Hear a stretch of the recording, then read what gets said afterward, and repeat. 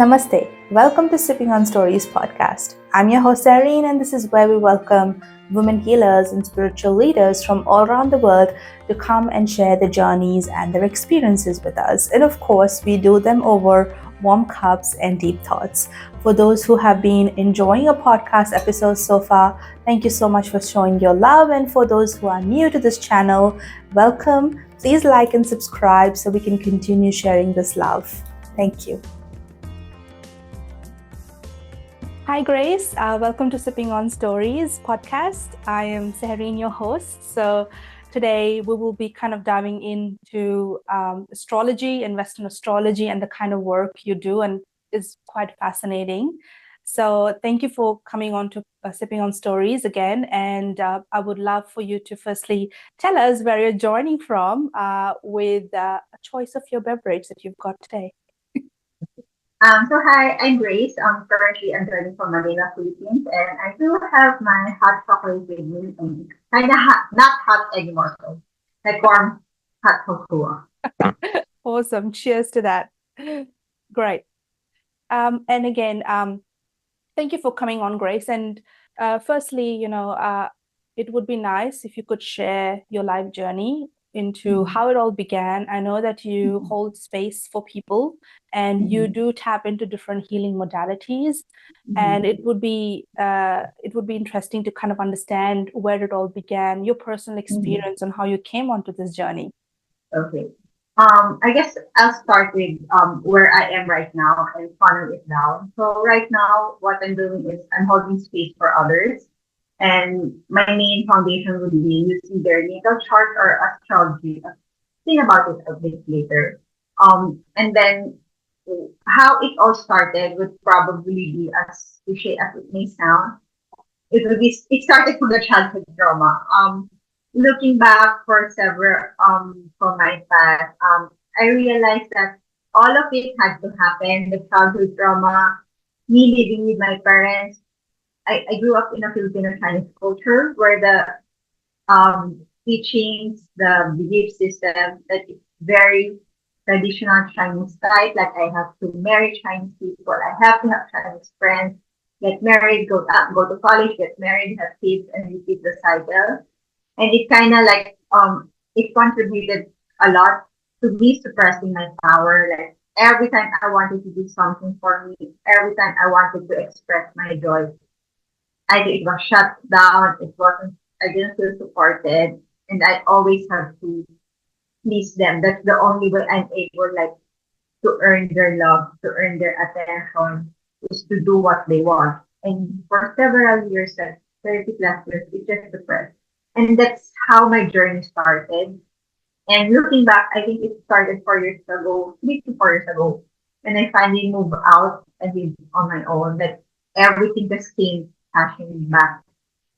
Like all the trauma, I had to heal. The healing modalities entered. I started delving into spirituality. It started with a Reiki session. Then I eventually learned Reiki healing, and then I learned how to tap and tune into my intuition. And then I learned tarot reading and shamanism and like everything. It was like I was a child who came out of the dungeon or a jail, and it was like a world of spirituality wherein there are like candies. I just learned and learned and learned, and I invested a lot in it. And there was a time that I didn't know why it had to happen. Of course, me, I'm a very practical person. I always have money on my mind. Like I spend a lot for what, for what. And then it just this year it just dawned on me that all of it had to happen. Even before I already have the inkling that I love holding space for people. But for what? Is it a hobby? Is it for fun? And it was really this year that I realized I do have that gift. It's my passion. Even I really tried to shut it down. I tried to stop doing it. But somehow the energy keeps coming back. It's like my spirit guys is like the universe telling me that's your path, that's your calling. There's a reason for that. And that's really the reason for it. And I realized that even just this morning when I was preparing for this call, it reminded me and a friend reminded me it's because of the shadow work at the end of the day. I'm holding space for people because I have been through all that darkness. I have been through all that pain and suffering because it's part of my purpose to help others who are going through a similar thing, who Mm. are going, or at least who need someone to hold space for them. Yeah. Because it's very hard to hold the darkness of a person. And I've been through that where are the people who are able to do that for me? And Mm. now knowing that those people are not really there's not like a big availability of people to do that for me before. It's Mm. like a sign for me, okay, Grace, that's your purpose. You need to go through all that so you'll be the one that other people need. Mm. So yeah, basically that's it. And it's somehow also me teaching others that it's okay to feel the darkness. It's okay to integrate your shadow. There's nothing to be ashamed of it. It's actually it can also be the source of your power when you are able to transmute all of that into your authenticity into your life. Mm. Grace, that's a very powerful story, and it's a very I can feel that there was a lot of struggle, and you have kind of emerged out like a butterfly out of it. Yeah. And did you find that in your journey, when you were going through your spiritual journey and evolving, did you find that you were losing connections that did not serve you? Did you have a mentor to guide you through this way? Yes. When I started my spiritual journey, that was the fun thing. Sometimes it just started with one session out of curiosity, and that's where I went down the rabbit hole. So, like, yeah, I took the classes, and then I found a mentor, and then I found a community who can help me. Because Mm. where I am right now is, I live in a country where really is a strong Catholic influence, and to say something about tarot or anything, woo, it's hard to find a safe space of community for that. And Mm. I'm grateful that I found it, and that's where I was found. That's where the safe space for my darkness to come out. To say that it's okay. It's okay to have that anger. It's okay to have that rage, and we help you hold space for that. As I learn to love it, as I learn to transmit it. So that's really like one of the catalysts for me to like to integrate that part of the authenticity in me, that Mm. shadow, that dark part of me. Yeah. Okay. That's really interesting. And when you were talking about your journey, you mentioned spirit guides. Now, Yeah. I know that kind of audiences we have, of course, Um, if you would like to enlighten them of what spirit mhm. guides are and what has your personal experience been with the spirit guides? Okay. I guess just for a disclaimer, the term spirit guides may sound delusional or woo for others, but know that it's safe. It's totally normal, totally common. For me, spirit guides is like the higher power out there. For others, it's like prayers. For others, maybe their term is religion, but I believe it's the similar concept, just in different wordings. There are like others, there are like the higher power beings out there, maybe the angels, it can be part of them, that are helping us, helping me go through this journey. Because right now where I am, it's like a balancing of the practical everyday life and also the spiritual path for me, which is yeah, holding space for others. And spirit guides for me, that's where my angels come in. That's where my ancestors come in. That's where like the deities, the Greek gods and goddesses comes in. So Mm. yeah. Hmm. Would you mind sharing any personal experiences that you might have had with your spirit guides? Okay. One would be with Artemis, because Artemis is my patron, and Artemis is the goddess of fun. When I first learned that she's my patron, I have no idea what to do about it. I just took that session to learn and to know who my patron was out of curiosity. Again, it all starts with curiosity, but I really never learned about her, nor did I make time to study about her. And somehow, I learned about her during my first year of like the spiritual journey of mine. And looking back, this is like my fourth year. Eventually, that 4 years of mine, even without sitting down and really learning about history, I realized her being a huntress, that's what I'm doing for the past years. It's like I am actually I guess applying her powers, me hunting for my path, me hunting for communities, me hunting for friends, me hunting for the answers in life, hunting for my purpose. So it's like I'm already applying who she is. So that's how she works with me. Like like it's like I absorb her powers as fun as it may Mm, sound. But that's mm. my experience with her. Yeah, yeah, that's really interesting because I know that we, read about these things online. Yeah, We read about it on the yeah, books, in the books. But having someone experience it in real life and having to share that, I feel like it's more powerful, and when it's coming from a person who's actually experienced it. So thank you for sharing that. And the beautiful work that you're doing, holding space for people, and I think that's a very, very divine work that you do. So I know that you have mastery in different healing modalities, but one of the main things that you do use is Western astrology. yeah. So if you can tell us why Western astrology over maybe traditional astrology, and maybe Okay. give an example of what is the difference. Okay. I guess also I'm still not a mastery on it, but I guess mastery of experience because I've learned the trial and errors and what worked, what doesn't work, so to help saving money. For me, I emphasize on Western astrology because as simply as we put it, I learned books and learnings from the Western countries, and because astrology has different types, it has different branches. There's like medical astrology. There are Harari astrology. There are like I think there's predictive astrology. Again, I'm not an expert on Yeah, it. Um, there's also like I think mundane astrology. It's also different. There's also like Chinese astrology, yeah. If which you I have think is to massive. define what Yeah, astrology is and what is astrology, I know that we all know it's about the celestial bodies, it's the planets, the movement yeah. of the planets, and how they affect us. But would you agree that that is the definition as we define in your experience, or there is more to it? For me, yes, that's the definition. But to add to that, it's also a system because Mm. I don't want to like complicate the definition of it for people because astrology is something that people can learn. Even the most in simpler terms, any person can actually learn when you become from a perspective that astrology is a system, as simple as that. Let's not complicate it. It's a system, it's like a blueprint, it's like the weather report. Yeah, It's for today, the plants is this, stars are doing this, it's happening. So it's a system in your life, on mm, your personality specifically.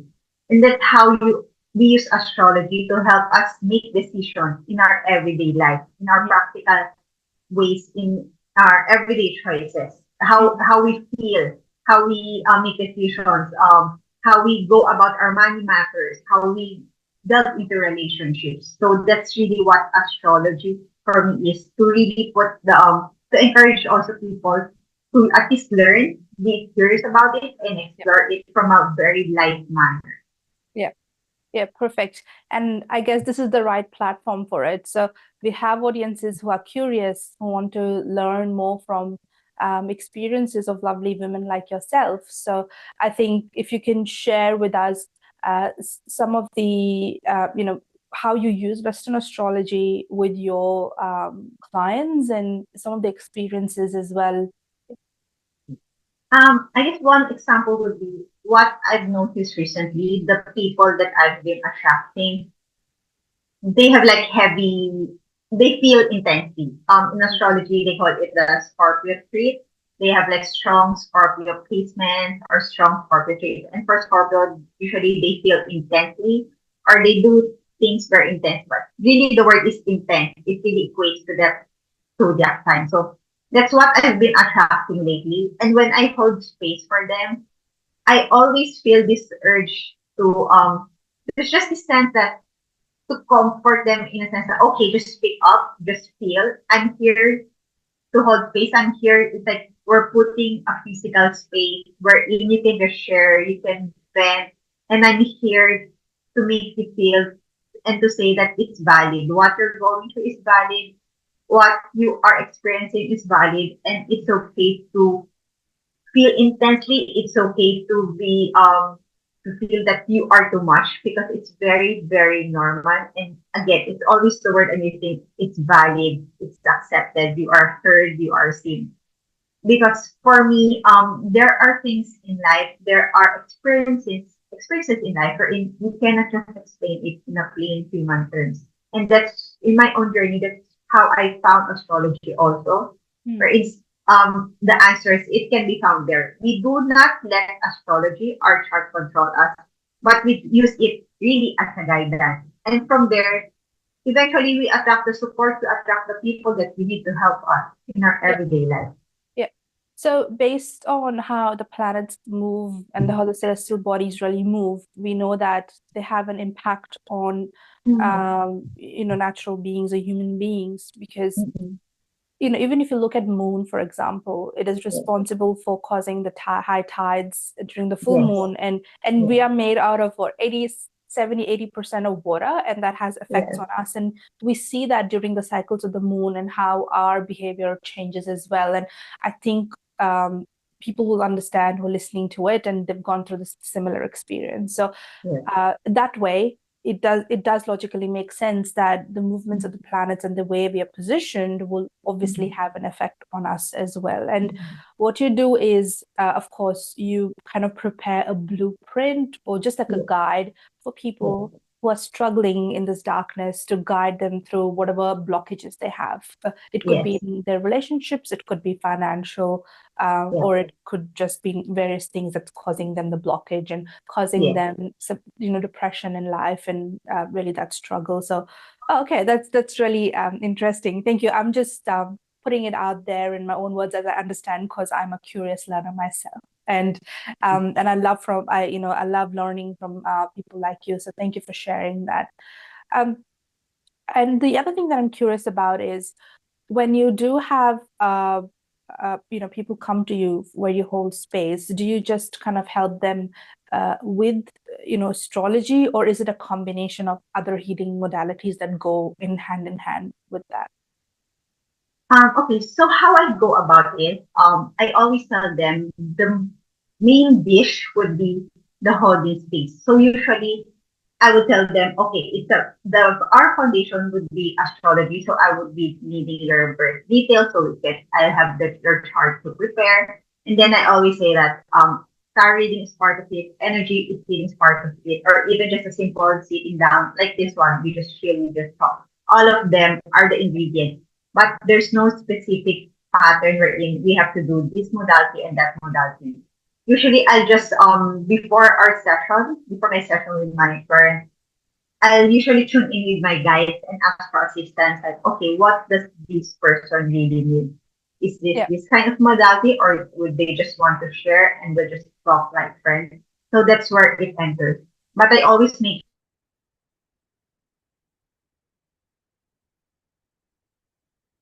sometimes like if their emotions really need someone to be to hold them as they express or vent out their anger or their rage. I know that that's something I need to prepare for. But if there's someone the way they go about their emotions is to just really talk, because there are people like that. They just need to talk about it. It's a different kind of preparation. yeah, So in a way, that's how I prepare beforehand. And I use my intuition. How do I go about it? Do I yeah. need to adjust halfway? So I really adapt based Of on the course, you have situation. to understand what that person is going through as well and what Yes. will help them. So, and I find it quite interesting how the time and date we are born is how Mm-hmm. it matters. And why does it Mm-hmm. matter is one of the questions I have. And why is Mm-hmm. it important to know, the date, the birth date, and of course the time we are born? So why is that Mm-hmm. important, and how does that impact the kind of the blueprint or the guide that you prepare? Mm-hmm. I think for me it really matters and it's really important because for every minute that changes, it's a completely different blueprint. It's a completely different chart.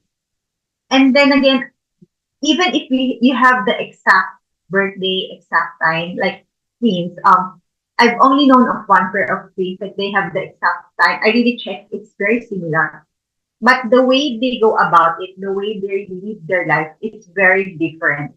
Mm. And for me, having the exact time and date, which is really a requirement for any astrology reading, it's more precise. It's more in a way, it's more specific for that person's journey because Mm. change 1 minute is completely different blueprint. Still, Yeah. I'm still on the learning stage, so the history behind it, I'm still not familiar with it. But yeah, I'm still continuing. But all I really put into consideration, which is a very important requirement for me. Give me your exact birth time, the date, the place. Yeah. Without that, I'm not able to help you read your chart. Yeah.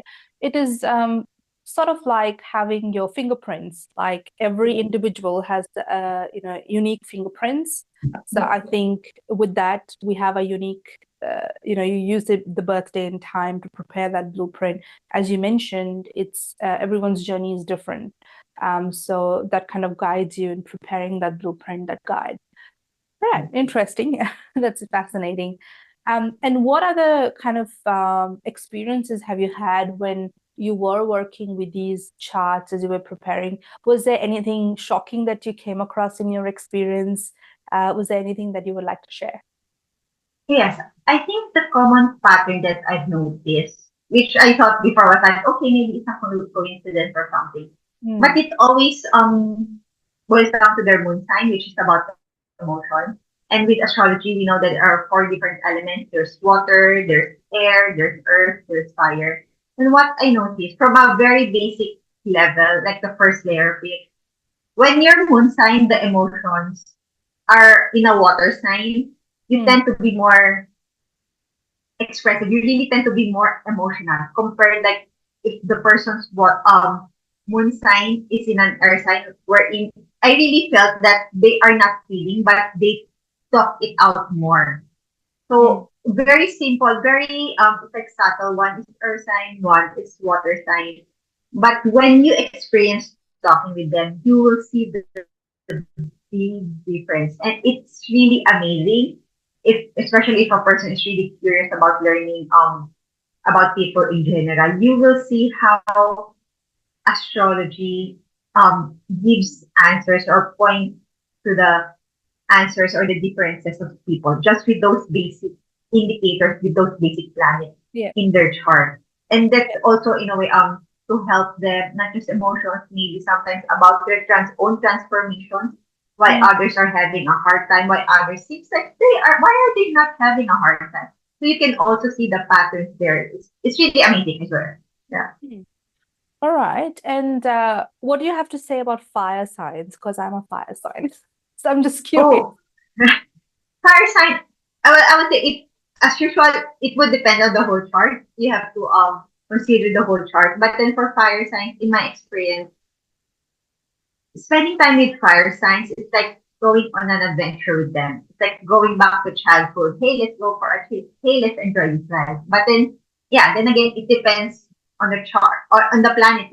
It is in like if the planet like Mercury is about communication and it's in a fire sign, they talk real fast. Actually, I have the fire sign in my Mercury.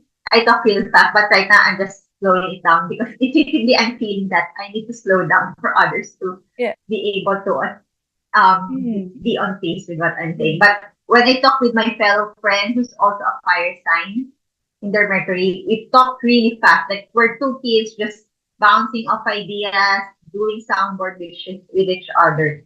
So Yeah. that's what fire signs are also like Yeah. adventure. It's just go and go. I cannot agree more. I'm surrounded by a lot of fire signs in my family, so I can really vouch for that, that they are like that. I am like that too. So that's great. And there's one thing, Grace, that you mentioned that caught me is when you do kind of realize and you're aware of your personality and how you Mhm. are as an individual, then I guess it also helps you looking at the world differently because then you know Yeah. why a certain person behaves the way they do based Mhm. on your personality. And Mhm. as you pointed out with an example that you tend to speak faster, but you are aware that you need to slow down so people can Mhm. understand you. So I think that is great. I guess one thing that brings kind of getting into this whole getting into astrology and finding out as who you are from a soul level or what your personality is, I think Mhm. is the first step in the Mhm. right direction, I imagine, because you're really Mhm. aware of who you are as a person, and that Yes. allows you to look at the whole, the world and the people around you a bit differently, and maybe you might not take a lot of things personally as well. so Yeah. so I think that that's great. Thank you for sharing that. Um, and with I know that you use astrology as one of the tools where you hold space for people. But what are the other kind of healing modalities that you dive into along with this? I also dived into tarot reading. There's also shamanism. There's also Reiki healing, seraphim healing. Like I invested a lot. Yeah, Yeah. yeah. So Reiki healing, seraphim healing is more of energy modalities, energy healing. And yeah, tarot reading is the heart, but it can also be a form of healing. Mm, Um, and then shamanism. If I remember correctly, because it was years ago, I think someone guided us to go like to another plane or like another level of our underworld. I can't quite remember. Then there we meet our spirit animal. It's more of like really more of a spiritual journey, more of spiritual mm, awakening. mm. So when you say someone guided you, was this like more of a meditation kind of a setting? No, it can actually be done in like a normal setup, a normal room, but it has to be like in a quiet setup. Like you Yeah. don't have to go to the forest or anything. And Mm, someone holding the space for us, that person needs, that person was really trained for it. yeah. Okay. And this is where, so if I understood that correctly, so someone's guiding you in the space where they allow you to connect on different different consciousness, perhaps, Yes, yes, and where you meet your spirit team or your spirit mhm, animal. So, did you yeah, discover your spirit animal? yes.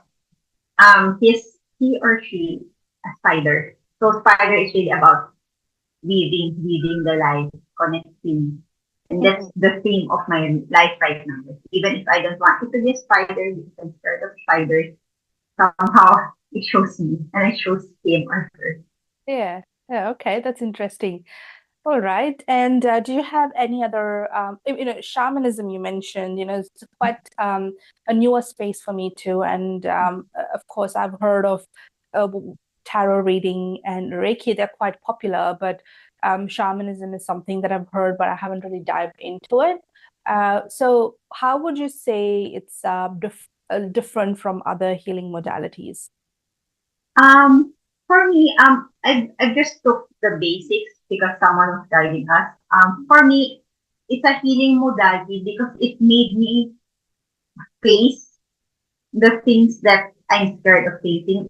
Hmm. In a way, it's an awareness journey for me. And with healing modalities, it always starts with being aware of what we don't want to face or being aware of what we need to work on.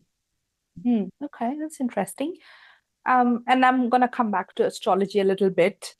Is when, for example, when you think about astrology, or you can kind of see is yes, there's a chart, and you see all these symbols and the stars and this connection of the stars. So you have these zodiac signs that are being shown. So what is the importance of that really in how you kind of connect to these celestial bodies? So if you can give me an example for like I've heard people say uh, that your planet is Mercury, for example, and that has Mhm, different implications in your life. And mhm, if it's sitting in your kind of area, then it'll affect mhm. you. So maybe I'm Yeah. not putting that correctly, of course, for the but you're the expert here. So you tell us of what that exactly means and how these planets kind of have impact on our lives. Okay. Is it okay if maybe I'll just give my own example? Yeah, yeah, My own sure, chart. go ahead. Okay. Like for example, okay, it's the planet Mercury. It's the planet of how we communicate, how we learn, how we it can be also how we teach, more of communication, more of our intellect, how we absorb information. And my Mercury is in an Aries, it's a fire sign. So the way I think it's very fast. Right now I can be thinking about food and then In a few seconds, I'll be thinking about this session, and then maybe in a while, I'll be thinking about what I'm going to do tomorrow. So that's how fast it is. Hmm. And if it's sitting in the area in my life, the seventh house. Seventh house is about partnerships. It's about one-on-one communication. It can also be about romantic relationships.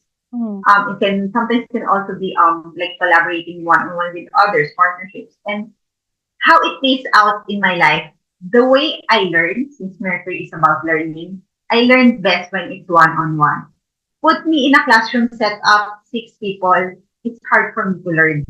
Hmm. Even if it's the best professor, the best teacher in the area, let's say it's astrology. I want to learn, really get certified in astrology, be a master in it. Give me a classroom setup with 10 people, 6 people. It's hard for me to learn. But give me a setup like that with an option of one-on-one mentoring. That's how I'm going to learn best. That's also what I love. Because again, aside from the Mercury itself, we also considers the aspects, which is also part of astrology, a more deeper one. How planets Hmm. um, relate with each other, and with mine, the way I communicate, the energy of it is like entwined or intertwined with what I love in life, which is Venus. And what I really love is communicating with others, connecting with others, Hmm. learning with others, one-on-one style. So Yeah. that's how it plays out. And in Aries, the way I do it through movement. It works best for me when I learn or communicate with others, meet others when there's movement. And Yeah. it's not just about sitting down. It can be the topics that we're talking about, different topics. It can be as simple as like even jogging while talking. So Hmm. that's how it plays out. Okay. And you mentioned that if a planet is sitting in a seventh house, so what does this Mhm. house represent and how many houses are there? There are 12 houses. The seventh house is the house of partnerships, romantic relationships, about connecting with others. And it can Okay. even be about your colleagues, the same Hmm. level as you. Hmm. Is there a bad planet? For others would say there are bad planets. For me, it really triggers me when people say there are bad planets because I swear there are no bad planets. It's really how a person perceives it. If you say that it's bad, then obviously everything you see, everything you think, everything the universe will give you will look bad, but it's not. There are planets like Pluto. Pluto is the planet of transformation. People would say, oh, it's a bad planet because transformation means endings, changes, but actually Pluto was my catalyst. I actually love Pluto. That's how I hold space for others. That's who I connect with. Yeah. That's how I was able to like go through all of it. So there's no such thing as bad planets. There's always an advantage. You can always use those planets to your advantage, but only when you really choose to. Hmm. That's a very interesting perspective because, I come from India as my roots, and astrology is very big in India. And we have a lot of people kind of fearing, okay, so if Mhm. there is a bad planet and there is transformation, as you mentioned, and every transformation might look bad in that moment, but there is a divine plan and a big Yes, plan behind that. So it might be that you have the wrong people kind of disconnecting yes, from you in that period of time yes, because you need to make space for new people to come in and new energies to yes, come into your space. yes. So that really makes sense and resonates with me. And I really like your perspective. So thank you for really sharing that. That's really, really interesting. Thank you. um, okay, great. And are there any other fun facts in terms of astrology, really, or even myths? Because, for example, as I asked, is there a bad planet? Because that's one of the perspective, or that's one of the question kind of people ask, and they fear on with certain planets they have fear relating to it. So that was one of the myths, and I like that it's not the case all the time. So are there any other myths that are relating to astrology? I think one of the myths that they're saying that astrology is fixed, that you cannot change your life, that you're doomed to this destiny or whatever because of your chart, because of astrology, but Hmm. it's something that I also want to debunk. Like, um, even in I guess I'm in the second or third year of really exploring astrology.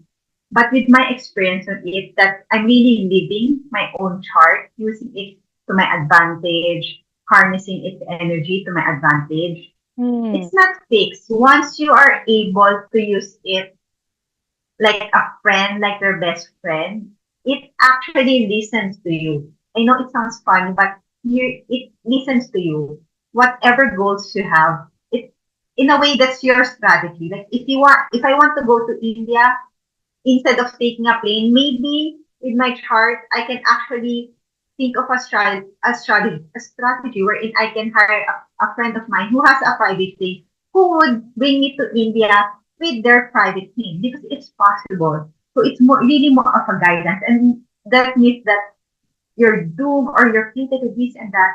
No, you always have a choice at the end of the day. You can actually even choose to ignore astrology and like, throw it out of your Yeah. vocabulary. Yeah. Yeah. I would love to have a friend who owns a private plane. Don't we? That's wonderful. Awesome. And I think that's great. Today I think I've got a different perspective on astrology. Thank you so much for sharing your expertise and knowledge and wisdom that you have gained over many years and through your experience, Grace. And I'm very, very grateful for that.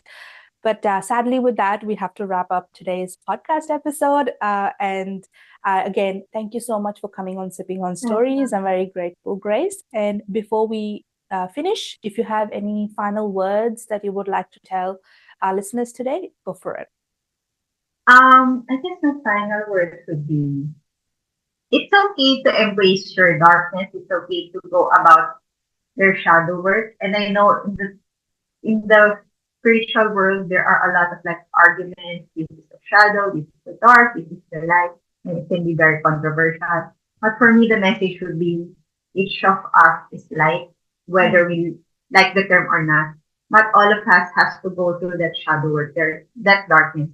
Some it's not about this or that or this versus that. It's more of a collaboration with this spiritual journey with our life. Others, maybe their expertise, their passion is in the darkness, which Yeah. is mine. Others would be in the light. But there's always collaboration. And even in the darkness, Mm. you can actually have fun in it from a place of joy because there's always a message, there's always wisdom, there's always pleasure in it. So I guess that's the message that I'm putting out there. Yeah. Brilliant. Amazing. Thank you so much, Grace. It was lovely to have you on Sipping on Stories podcast. And I wish you all the best with your journey. And you're doing an amazing work. Thank you. Thank you. Yeah. Great.